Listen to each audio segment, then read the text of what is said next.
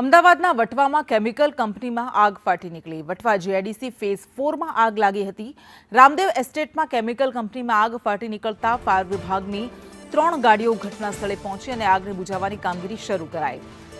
તો ફાયર વિભાગ દ્વારા આગ પર કાબુ મેળવવાના પ્રયાસ શરૂ કર્યા છે। વધુ વિગત સાથે સંવાદદાતા જિગ્નેશ જોડાયા છે। જિગ્નેશ, કેમિકલની કંપનીમાં ભીષણ આગ ફાટી નીકળી, હાલ આગ બુઝાવવાની કામગીરી કેટલે પહોંચી છે, કેવી રીતે આગ લાગી હતી, શું વધુ વિગત? કૃષ્ણા, વાત કરવામાં આવે તો વટવા જીઆઈડીસીના જે આગ છે જયશ્રી કેમિકલમાં આગ લાગી હતી।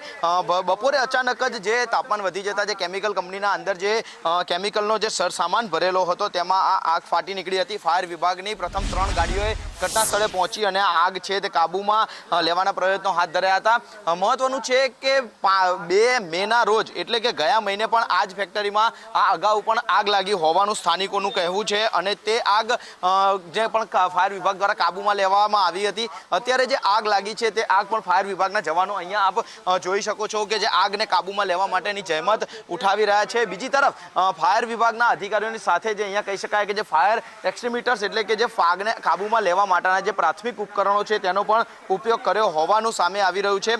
આ જે આગ લાગી છે તે આગ કયા કારણોસર લાગી, સૌપ્રથમ શેમાં લાગી હતી, કયા પ્રકારનું કેમિકલ અહીંયા ભરવામાં આવ્યું હતું, તે તમામ મુદ્દે છે તે ફાયર વિભાગને સાથે એફએસએલ તપાસ કરશે। મહત્વનું છે કે જે આગ લાગી છે તે આગ કેવી રીતે કેટલા સમયમાં કાબૂમાં આવશે તે જોવું મહત્વનું છે। સાથે જ આજે આગ લાગી છે, ફાયરના જવાન આપણી સાથે અધિકારી છે। સરજી, અહીંયા જે આગ લાગી છે કયા પ્રકારનું કેમિકલ હોવાની શક્યતા છે, કેટલા સમય પહેલા આગ લાગી?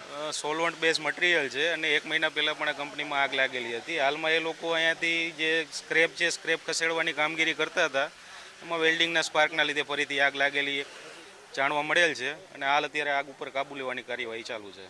આ કંપની જે છે તેમાં કેટલા પ્રમાણમાં જે જયશ્રી કેમિકલ નામ સામે આવી રહ્યું છે તેની પાસે મંજૂરી હતી નહોતી કે ગયા મહિને પણ આગ લાગી હતી, ફાયર વિભાગે તેને કોઈ નોટિસ આપી હતી, કયા પ્રકારની લીગલ કાર્યવાહી?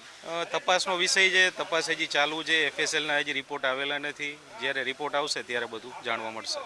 જે કેટલો જથ્થો અહીંયા સોલ્વન્ટનો હાજર હતો જ્યારે આગ લાગી ત્યારે, અથવા તો જો કોઈ કર્મચારીઓ અહીંયા હાજર હતા કે કેમ?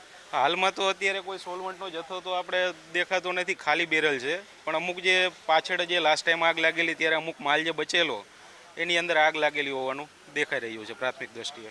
કૃષ્ણા, સ્વાભાવિક છે કે જે ફેક્ટરીમાં ગયા મહિને આગ લાગી હતી ફાયર વિભાગે તે આગને કાબૂમાં લીધી હતી અને ત્યારબાદ એટલે કે જે કાટમાળ ખસેડવાની જે કામગીરી કરવામાં આવતી હતી ત્યારે જે વેલ્ડિંગ સહિતનો જે વેલ્ડિંગ કટિંગ કરવામાં આવતું હતું લોખંડના કેટલાક ભાગનું, અને ત્યારે આ આગ લાગી હોવાનું સામે આવી રહ્યું છે। બીજી તરફ જે વધારાનો જથ્થો એટલે કે ગયા મહિને જે આગ લાગી ત્યારબાદનો જે જથ્થો અંદર કંપનીમાં પડ્યો રહ્યો હતો તેમાં જ આ આગ લાગી છે। અત્યારે મોટાભાગની આગ પર જે ફાયર વિભાગે કાબુ મેળવી લીધો છે, પરંતુ જો સોલ્વન્ટ બેઝ જે જથ્થામાં આગ લાગી છે તેની તીવ્રતા કેટલી હોય છે તે જોવું હોય તો પ્લાસ્ટિકના જે ડ્રમ છે તેના ઉપરથી દેખાઈ આવે છે। સાથે જ જે લોખંડના ડ્રમ છે તે પણ ક્યાંક તેમનો આકાર બદલાઈ ગયો છે, એટલે કે જે સોલ્વન્ટની તીવ્રતા છે તે અહીંયા સ્પષ્ટ રીતે જોઈ શકાય છે। અને હવે ફાયર વિભાગ જે આગને કાબુ મેળવી લીધો, મોટા ભાગે કંટ્રોલ કરી લીધો છે, ત્યારે કુલિંગ ડાઉનની સિસ્ટમ ચાલુ છે, પરંતુ એક જ કંપનીમાં 2 વખત આગ લાગવા પાછળનું કારણ શું છે, કયા કારણોસર આ આગ લાગી છે અને એફએસએલનો પ્રાથમિક તથા બીજી એટલે કે બંને આગને લઈ અને શું એફએસએલના પરિણામો સામે આવે છે, એફએસએલનું